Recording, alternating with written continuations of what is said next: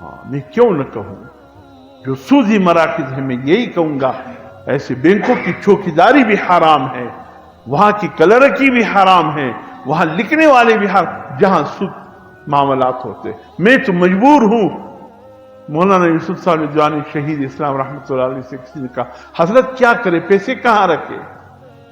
گھر میں رکھتے ہیں چور ہزاروں ہے، جیب میں رکھے تو ڈاکو سامنے کھڑے ہو جاتے، کہیں تو رکھنے پڑیں گے۔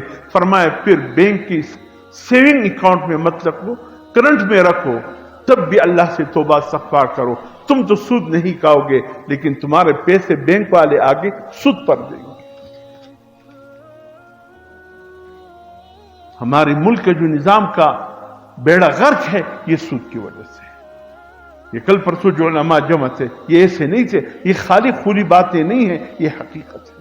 اللہ اور اس کے رسول نے فرمایا یہ اعلان جنگ ہے، چھوڑ دو۔ اگر تم مومن ہو تو سود کو چھوڑ دو، اگر نہیں چھوڑتے پھر فیصلہ کرو تم میں ایمان نہیں، تم مومن نہیں ہو۔ اگر مومن ہوتے تو سود کو چھوڑ دو۔ اس لیے میرے محترم دوستو، جب تک ہم اللہ اور اس کے رسول کے حکم کی تعمیل نہ کریں، پورے کے پورے اسلام پر نہ آئے، خدا کی قسم اس وقت تک ہمارے حالات سدھر نہیں سکتا۔ ہمارے ہاں پیسوں کی کمی نہیں، ایک تو یہ خیانت کے کیڑا جو اس ملک کو لگا ہے۔ ابھی پچھلے دنوں آپ کی موٹر ویز سکر حیدرآباد موٹر وے، کوئی غریب نہیں تھا، ریڑھی والے نہیں تھے، کوئی طلباء نہیں تھے، علماء نہیں تھے، اے سی اور ڈی سی عہدے پر بیٹھنے والے اربوں کربوں کی کرپشن کر کے بھاگ گئے۔ کس سے ہم گیلا کریں؟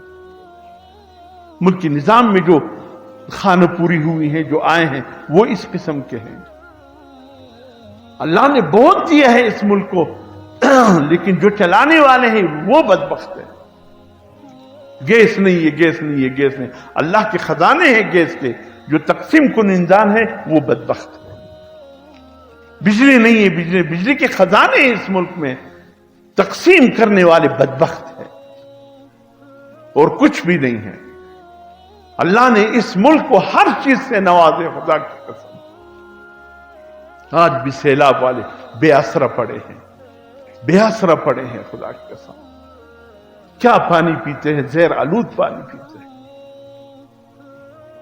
کہاں گئے وہ پیسے؟ ان کی مدد کی حکومت کے وقت کی ذمہ داری ہوتی ہے، لیکن یہاں کرپشن سے کسی کو رکنے کا موقع تو ملے، جیبیں نہیں بھرتے۔ آپ بلوچستان کے ایک سیکرٹری خزانہ تھے پرانے، اتنا پیسہ تھا کہ وہ کہاں مزید رکھوں، جگہ ہی نہیں مل گئی۔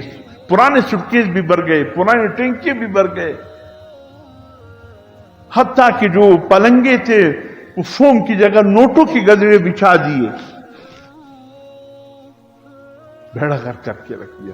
خدا کی قسم جب تک ہم اپنے آپ کو صحیح رخ پر نہیں لائیں گے، اللہ پاک کا اس وقت تک ہم پہ رحم نہیں آئے۔ ایک تو یہ کہ اللہ پاک اس ملک کو سودی لعنت سے پاک کرے، اللہ پاک ہم سب کو سودی لعنت سے پاک کرے۔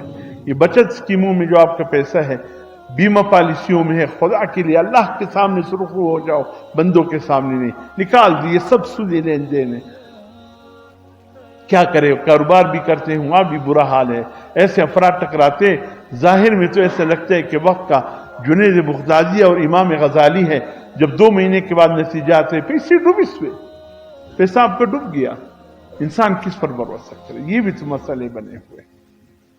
اور دوسرا یہ اس ٹائم ڈی جی نیب کے لیے ایک شخص کا انتخاب